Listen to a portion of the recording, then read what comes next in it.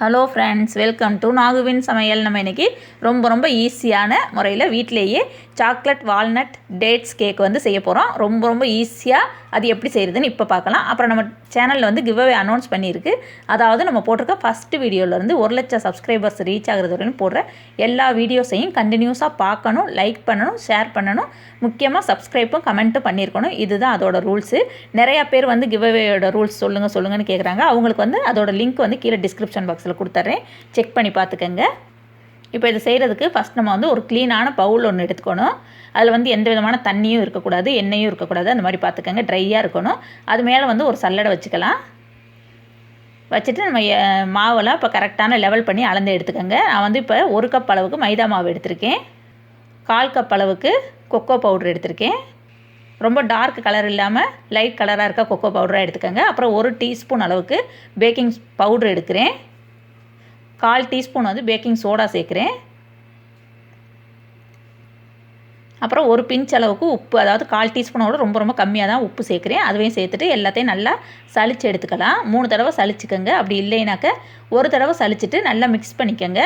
நான் வந்து எப்போவுமே 1 தடவை சளிக்கிறதோட 3 தடவை சளிச்சு எடுக்கிறது தான் கேக் வந்து நல்லா வரும்ன்ட்டு நான் 3 தடவை தான் சளிச்சு எடுப்பேன். ஏன்னா அப்போ தான் எல்லாம் ஒரே மாதிரி மிக்ஸ் ஆகி கேக் வந்து நல்லா பொங்கி வரும். இப்போ 3 தடவை சளிச்சாச்சு. இந்த மாவை வந்து மாற்றி வச்சிடலாம். இப்போ இன்னொரு பவுலில் எடுத்திருக்கேன். அந்த பவுலில் வந்து 1/4 கப் அளவுக்கு நறுக்குன பேரிச்சம்பழம் வந்து எடுத்திருக்கேன்.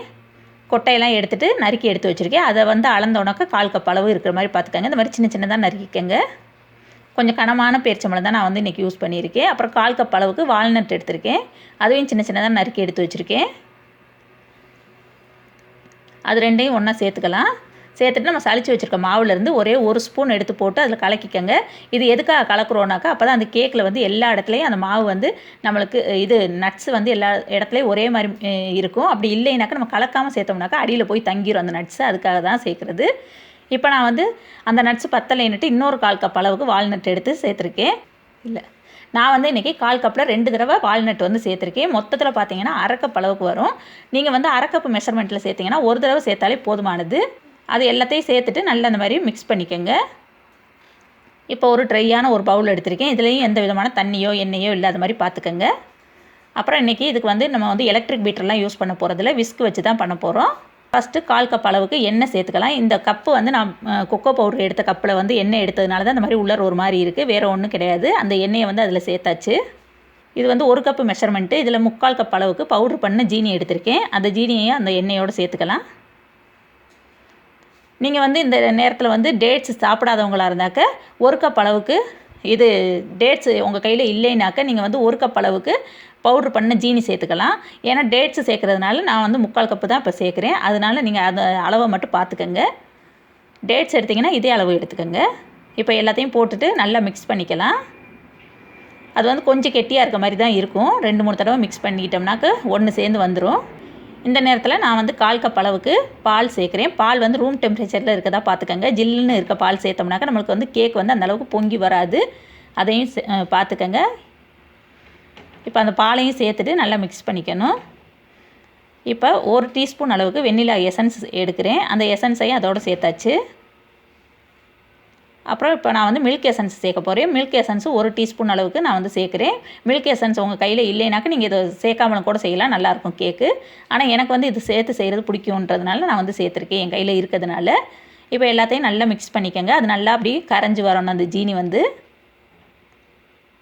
இப்போ எல்லாமே நல்லா மிக்ஸ் ஆகிடுச்சு பாருங்கள். இந்த மாதிரி வந்ததுக்கப்புறம் நம்ம சளிச்சு வச்சுருக்கோம்ல அந்த ட்ரை இன்க்ரீடியன்ட்ஸ் அது எல்லாத்தையும் மாவு எல்லாத்தையும் அதோடு சேர்த்துக்கணும். ஒரேடியாக கொட்டிடக்கூடாது. இந்த மாதிரி கொஞ்சம் கொஞ்சமாக போட்டு நம்ம கிண்டிட்டு போட்டோம்னா தான் நம்மளுக்கு ஒரே மாதிரி மிக்ஸ் ஆகும். ஒரே மாதிரியாக கொட்டிட்டோன்னாக்கா நம்மளுக்கு வந்து கெட்டியாக அங்கங்கே கட்டியாக போயிடும். அப்புறம் கேக் வந்து அந்தளவுக்கு சாஃப்டாக வராது. இப்போ வந்து மாவு வந்து கொஞ்சம் கெட்டியாக இருக்க மாதிரி இருக்குன்றதுனால நான் வந்து 1 டேபிள் ஸ்பூன் அளவுக்கு பால் வந்து சேர்க்குறேன். சேர்த்துட்டு கிண்டி பார்த்துக்கலாம். அதோட நம்ம மாவில் வந்து போட்டு பெரட்டி வச்சுருக்கோம்ல அந்த நட்ஸையும் அதோடு சேர்த்தாச்சு. எல்லா நட்ஸையுமே சேர்த்தாச்சு. சேர்த்துட்டு எல்லாத்தையும் நல்லா கிண்டி விட்டுக்கோங்க. இப்போ அந்த பால் வந்து எனக்கு பத்தாததுனால இன்னும் ஒரு 1/4 கப் அளவுக்கு நான் வந்து பால் சேர்க்குறேன். மொத்தத்தில் இதில் வந்து நான் 1/2 கப்பும் 2 டேபிள் ஸ்பூன் அளவுக்கும் பால் சேர்த்துருக்கேன். நீங்கள் வந்து உங்களோட மாவோட அளவை பார்த்துக்கங்க. ரொம்ப தண்ணியாகவும் இல்லாமல் ரொம்ப கெட்டியாகவும் இல்லாமல் திக்கான ஒரு கன்சிஸ்டன்சியில் பார்த்துக்கங்க.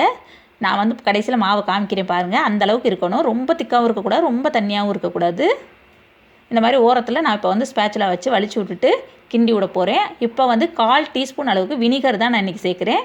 உங்கள் கையில் வந்து வினிகர் இல்லைனாக்கா நீங்கள் இதுக்கு பதிலாக வந்து எலுமிச்சம்பழத்தோட சாறு கூட சேர்த்துக்கலாம். அப்படி இல்லைனாக்கா ஈனோ பவுடர்னு நம்ம ஊரில் கிடைக்கும், அது கூட சேர்த்துக்கலாம். எல்லாமே நீங்கள் வந்து கடைசியில் தான் சேர்க்கணும். ஏதாவது ஒன்று சேருங்க இதில். நான் வந்து இன்றைக்கி வினிகர் தான் சேர்க்குறேன். ஏன்னா ஃபஸ்ட்டே சேர்த்துடக்கூடாது, கடைசியில் தான் சேர்க்கணும். சேர்த்துட்டு ஒரு தடவை கிண்டி விட்டுக்கோங்க. இந்த கேக்கில் வந்து நம்ம முட்டையெல்லாம் சேர்க்கலை, அதே மாதிரி எலக்ட்ரிக் பீட்ரு யூஸ் பண்ணலை, எதுவுமே யூஸ் பண்ணாமல் செய்கிறோம். ஏன்னா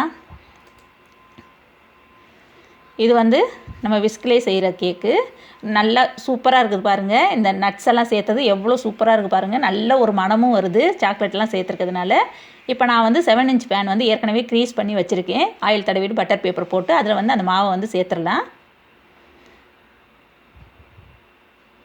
இந்த நேரத்தில் நீங்கள் வந்து அவனில் செய்கிறதுனாக்க 150 டிகிரிக்கு 10 நிமிஷம் ப்ரீ ஹீட் பண்ணிக்கோங்க. நான் வந்து இன்றைக்கி கடாயில் தான் செய்ய போகிறேன். அது 10 நிமிஷம் ப்ரீ ஹீட் பண்ணியிருக்கேன். இந்த மாதிரி மாவை சேர்த்துட்டு லெவல் பண்ணி விட்டுக்கோங்க. லெவல் பண்ணதுக்கப்புறம் 3 தடவை இந்த மாதிரி டேப் பண்ணி விட்டுக்கோங்க. ஏன்னா அப்போ தான் உள்ளே இருக்க ஏர் பப்பிள்ஸ் எல்லாம் உடையும். இந்த கடாயில் தான் நான் இன்றைக்கி செய்ய போகிறேன். அது 10 நிமிஷம் சூடாயிருச்சு. அதில் வந்து அந்த பேனை வச்சாச்சு. இப்போ 30 நிமிஷம் கரெக்டாக எனக்கு வந்து ஆச்சு இது வேகிறதுக்கு. அடைச்சி வச்சுட்டு மீடியம் ஹீட்டில் தானே வச்சுக்கோங்க. ரொம்ப லோ ஃப்ளேம்லேயும் வைக்காதீங்க, ரொம்ப ஹைலேயும் வைக்காதீங்க. ஏன்னா அப்புறம் கேக் வந்து நம்மளுக்கு வேகாது. ரொம்ப லோவில் வச்சோம்னா, ரொம்ப ஹையில் வச்சோம்னா கறி போயிடும். அதனால தான் சொல்கிறேன். இந்த மாதிரி மீடியம் ஹீட்டில் வச்சாச்சு. இப்போ 30 நிமிஷம் ஆயிடுச்சு. இந்த மாதிரி குச்சியை வச்சு குத்தி பார்த்தோன்னாக்க குச்சியில் எந்த விதமான மாவும் ஒட்டாமல் வந்துச்சுன்னா வெந்துருச்சு. இப்போ இதை வந்து நம்ம மெதுவாக வெளியில் எடுத்துடலாம்.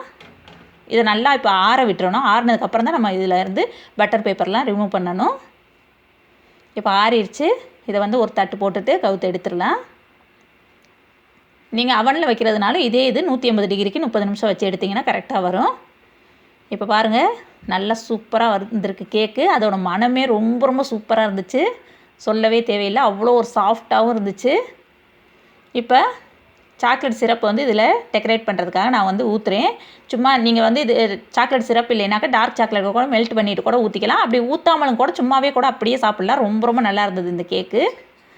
என்னோடய சப்ஸ்கிரைபர் வந்து ரொம்ப நாளாக ஒருத்தவங்க கேட்டுகிட்டே இருந்தாங்க, சீக்கிரமாக இந்த வால்நட் கேக் வந்து அப்லோட் பண்ணுங்கள் மேடம்னு. அவங்களுக்காக தான் வேகமாக இந்த வீடியோ வந்து எடுத்துகிட்டு அப்லோட் பண்ணுறேன். இப்போ பாருங்கள், என்னோடய கேக் வந்து ஹைட் அந்தளவுக்கு இல்லை. ஏன்னா நான் வந்து 7 இன்ச் பேன் எடுத்ததுனால அந்தளவுக்கு என்னோடய கேக் வந்து ஹைட் இல்லை. இதே இது நீங்கள் வந்து 6 இன்ச் பேன் எடுத்துருந்தீங்கன்னாக்க இதை காட்டிலும் இன்னும் கொஞ்சம் ஹைட்டு கூடுதலாக கிடைக்கும் நம்மளுக்கு. ஆனால் கேக்கோட அளவு வந்து சின்னதாக இருக்கும், ஹைட் வந்து கூடுதலாக இருக்கும். அதனால் நீங்கள் உங்கள் இதுக்கு தகுந்தபடி ஹைட்டு வேணும்னாக்க 6 இன்ச் பேன் எடுத்துக்கோங்க, இல்லைன்னா 7 இன்ச் பேன் யூஸ் பண்ணிக்கோங்க. இப்போ இதை கட் பண்ணி காமிக்கிறேன். இது பார்க்குறப்ப அப்படியே ப்ரௌனி மாதிரியே இருந்தது. எங்கள் வீட்டு குழந்தைங்களும் ப்ரௌனின்னு சொல்லிட்டு தான் சாப்பிட்டாங்க. அந்தளவுக்கு ரொம்ப ரொம்ப சூப்பராக இருந்தது. இது கேக்குன்னு சொல்லலாம், ப்ரௌனின்னு சொல்லலாம், எப்படி வேணாலும் சொல்லலாம். டேஸ்ட்டு பார்த்திங்கன்னா அவ்வளோ ஒரு சூப்பராக இருந்துச்சு. நம்ம சாப்பிட்றப்ப அந்த வால்நட்டு, டேட்ஸ் எல்லாம் போட்டது இடையில கடிபடையில் ரொம்ப சூப்பராக இருந்தது. இந்த கேக் வந்து எல்லாருக்கும் பிடிச்சிருக்கும்னு நான் நினைக்கிறேன். இது வீடியோ பிடிச்சிச்சினாக்கா லைக் பண்ணுங்கள், ஷேர் பண்ணுங்கள், சப்ஸ்கிரைப் பண்ணுங்கள், கூடவே இருக்கிற பெல் ஐக்கானை கிளிக் பண்ணுங்கள். தேங்க்யூ.